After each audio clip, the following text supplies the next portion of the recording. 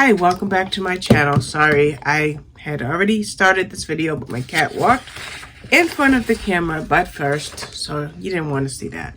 So, every Monday I do a recent reads video, and I had thought, and I have been thinking over the last few days, do I want to do my recent reads on my last week of the month and combine it with my wrap up? And I thought I was going to do that, and then I thought, no, I'm not going to do that because then I won't take the time to talk about the books that I read. So since last Monday, I have read 13 books. I am reading a book now, and it's called The Guilty Girl by Patricia Gibney. But we'll talk about the 13 books I read since last Monday. Now, the first book that I read in this wrap up would be Just the Two of Us by Jo Wilde. Now, I am bringing up Goodreads in case I need to try to remember anything, but in this book, we have a married couple who had been married 34 years. They were empty nesters. Their 3 adult children were all living outside of the home, and the wife is the unhappy one in the relationship. And she's so unhappy that she went and actually saw a divorce attorney, and she has plans on divorcing her husband. He knows that things aren't quite right, but he doesn't know the extent of her feelings. Well, before she can even pass him the envelope with the divorce papers or the file with the divorce papers, the pandemic becomes known. And they lived in the UK and they had a lockdown. So now she's like, the timing was pretty awful. She at least hopes one of the 3 kids will come home and be at home with them during lockdown, but nope, they've got their own lives.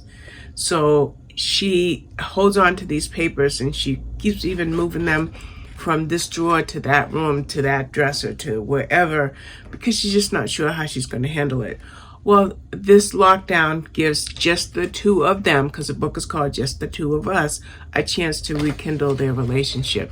So in essence, it's a second chance romance when you think of it, because it's a couple who have a second chance at finding love again. Then I read A Body on the Beach by D. MacDonald. And A Body on the Beach was, I think, the 5th book. I'm going to have to pull this up.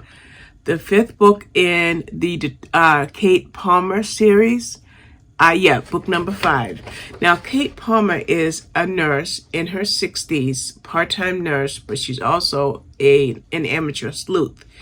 And she doesn't look for murder. Murder seems to find her. And in this case, the woman, I think her name was Sierra Stone, was found dead on the beach. And Sierra Stone was the town gossip, and she wasn't well liked. Well, what makes this really significant for Kate is she was seen just before this woman's body was found. Actually, Kate found the body.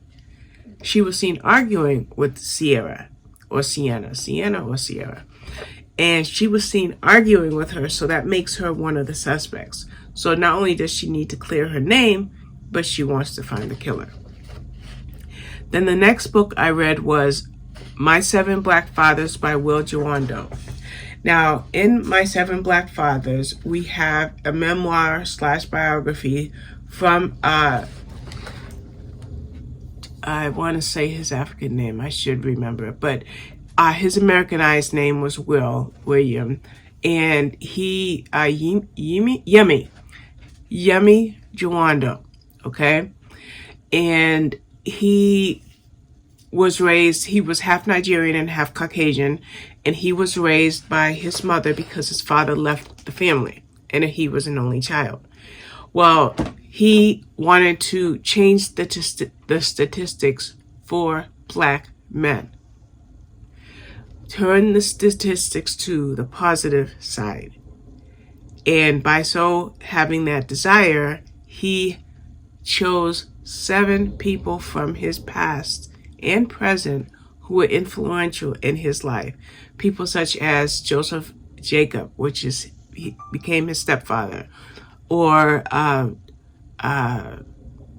Barack Obama when he worked in his cabinet, or Mr. Williams, not Mr. Williams, I can't remember the teacher's name, but a teacher he had. And yeah, it was Mr. Williams, his third grade teacher, his first and only black teacher. And I love this book because he started to really realize how different he was from everybody else with the curly hair, which, you know, people complained or commented on his hair because he mostly went to all white schools. Well, he found out that the more enthusiasm you have, the more eagerness you have, the more you want to be acknowledged, the more you're shut down. And again, like I said, he wanted to change the statistics for black men, and he became an advocate, or not an advocate, an activist, and a council person. So he's very influential in the world of politics now. Then I had Shadows in the Mind's Eye by Janyre Tromp.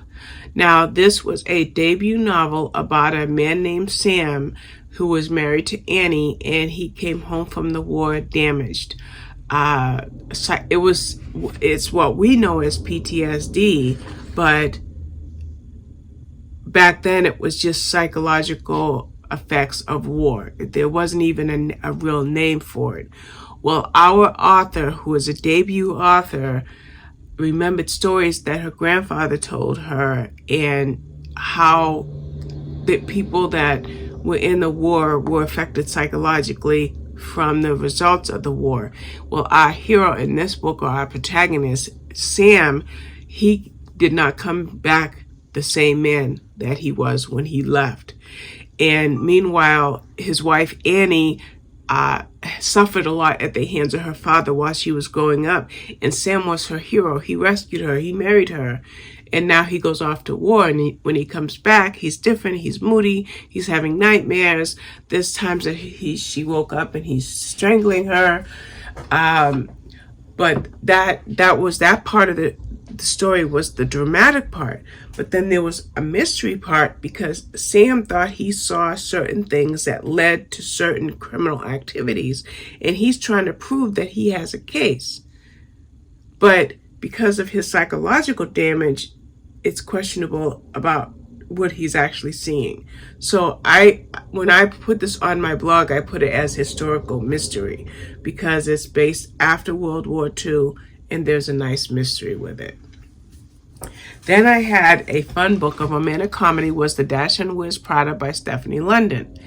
Now, this was really, really a good book. It was a romantic comedy, but I found some very, very strong, emotionally charged points in this book. And basically, we have our hero. He was left a Daschund by his grandmother, and she passed away. And one of the things that she left him responsible for was, excuse me, I'm sorry about that. One of the things that he was responsible for from here on in, as her estate was settled, was a little Daschund. And now he's got this little dog, and he trying to find a dog sitter, and he hired person after person after person after person, and that dog was the dog from hell, excuse my French. And so he had nobody to watch the dog, but he was what was his job? Like a Fortune 500 guy. I can't think of the title, but he was a busy man in the world of finance and business. But he has nobody to watch the dog, so he goes and takes the dog for a walk, and he meets a woman in the park with a girl, and they're taking Instagram photos. And the girl's 14 years old. She walks up and she pets the dog, and oh, he's so cute. And then the woman that was taking pictures is like, oh yeah, she is so cute. And lo and behold, the guy says, hey, do you want a job? Well, the woman in this book, she needed this job because she was a social media influencer. I'm just trying to find her name. She was a social media influencer, and she just lost her last job. And so she takes the job, but he gives her a business card saying, hey, you can check me out. to see that this is on the up and up. And so now she begins working with the dog, and the two of them have sparks. So that is that book. Forgive me for not telling you the names of the characters. Then we had The Girl in the Ground and The Trap Ones by Stacy Green. This is the Nikki Hunt series 4 and 5.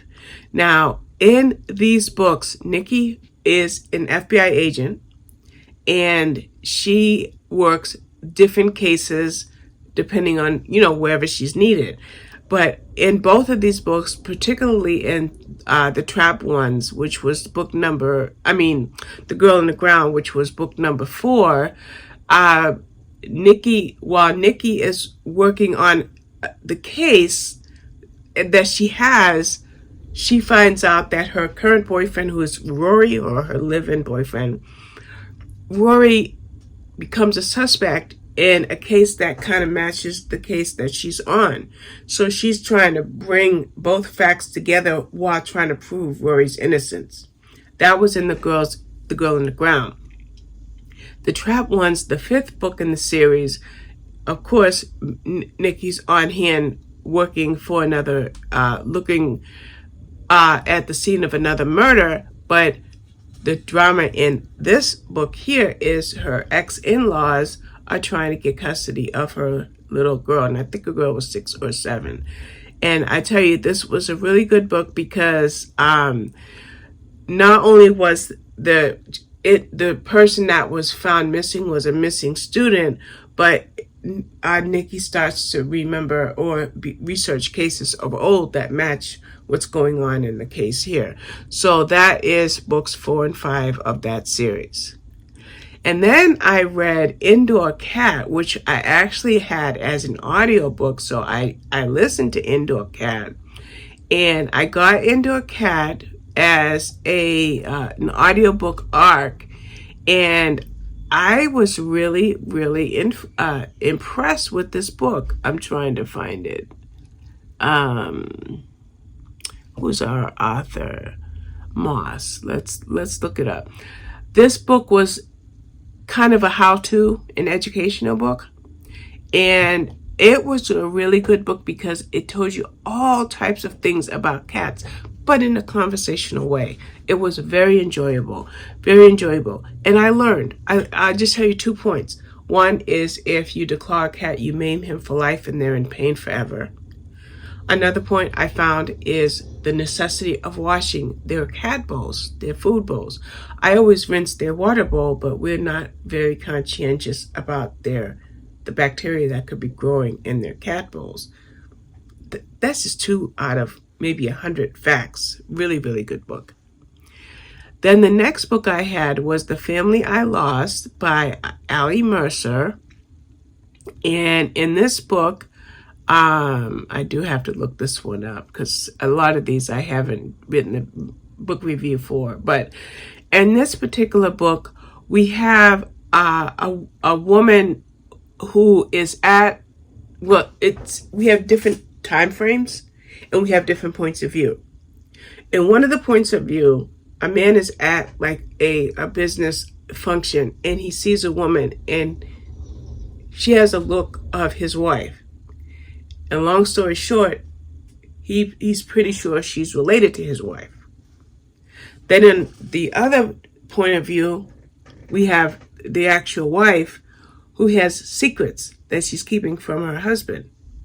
Well, these 2 women eventually meet, and as it turns out, they are cousins who never ever met. They have the same grandmother. So why did these women never meet? What are the secrets that the second woman is keeping?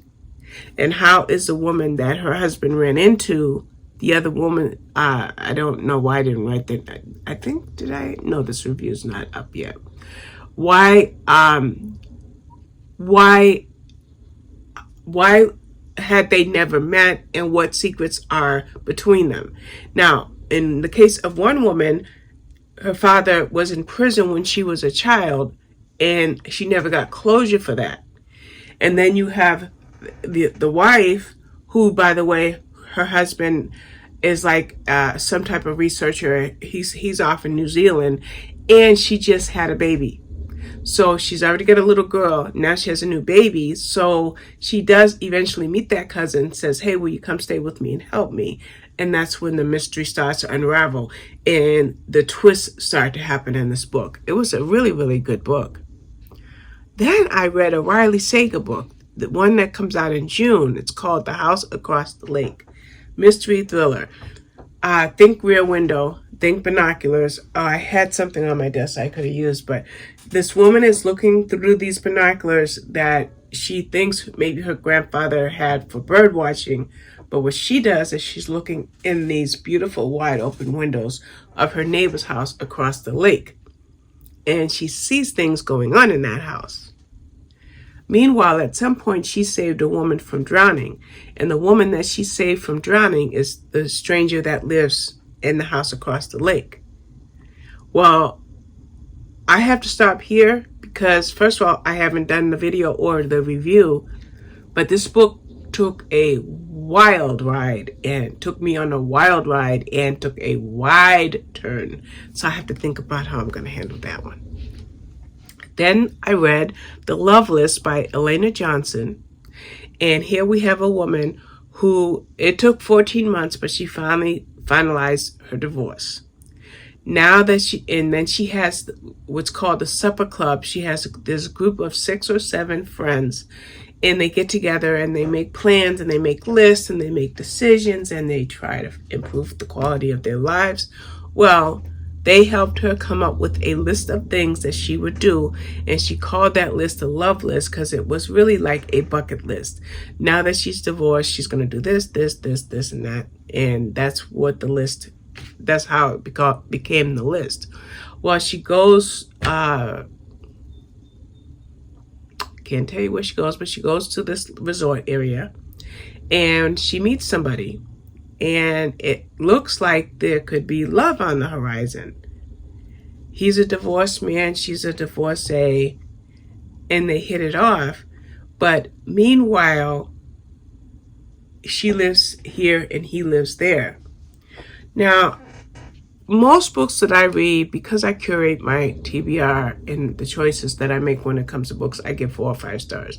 I'm going to go ahead and give this book 3 stars because you have all of those women in the Supper Club. And then you have women, and his name is Grant, not women, you have people on Grant's side, people that work in, that Grant knows. And you have these little snippets of all the dramatic parts of their lives. So we could be having our 2 primary protagonists interchanging, whether it's like going on a walk or having lunch or having dinner, to the story shifting to a character point of view from character A, B, C, D, E, F, G, and H. So that was just a bit much. But it is the first book in a new series, so we'll see how the next book turns out. Then I started the first of, I think it's going to be 35 books, Quiche of Death. I think it's 34 or 35 books. Let me just see really quick. I read The Quiche of Death, which is Agatha Raisin #1. And I'm just going to Goodreads because I closed that. 33 books so far. And the 33rd book isn't out yet. So hopefully let's see when the 33rd book comes out. Book 33 will be out October 25th. So yes, I should be able to read all of these before the October book. So I've got to go to, I need to go to NetGalley and get this. It's called Devil's Delight. So I started this series with the very first book, which is called Quiche of Death. Why is it called that? Because Agatha Raisin, not the best cook in the world, was very happy with a quiche that she made, but that quiche ended up being considered a murder weapon. Sorry, I'm scratching my forehead. And she becomes what I love is an amateur detective. And so I got this book on Audible, I don't think I'm going to do individual book reviews because I do plan on binge reading this, but I want to tell you something. Number one, you can get it on Kindle Unlimited if you have a Kindle Unlimited subscription. But better yet, if you have an Audible subscription, any Audible subscription you have, you know, your 1 credit a month or your 2 credit a month, this is part of your Audible plan. So you can get the first 32 books, 1 through 32, included with your plan. So free listening. So I will be binge reading that. The last book I read in this wrap up is called Every Summer After by Kylie Fortune. Our characters, and they are Percy and Sam, met when they were 13 when her parents went, Persephone, but she was called Percy. Her parents would go to this summer rental that they had, and they started going when she was 13. Well, she met 2 brothers named Sam and Charlie, and when she met them, she and Sam became best friends, joined at the hip, but only to spend their summers together because Sam was a full-time resident, but she was a summer visitor. So summer after summer after summer, they got closer and closer. The question is, what happened? How come when they got to high school age or college age, they didn't stay together? Well, that's where the book comes in. So the book has before and it has now. It has before and it has now. And we learn to see what it was that left Sam brokenhearted. I don't think I'm giving you a spoiler for that at all. But that's what Every Summer After is about. It's, to me, more women's fiction than romance. So when I do it on my blog, I am going to go women fiction, semicolon romance, because it felt more like a dramatic story than it did a romance. So that's it. That is book number 13 for this wrap up. And then in a couple of days, I will make my April wrap up and just categorize the books that I read rather than give you the individual mini reviews like I did in this video. So I want to thank you for watching. You have a good one. Bye-bye.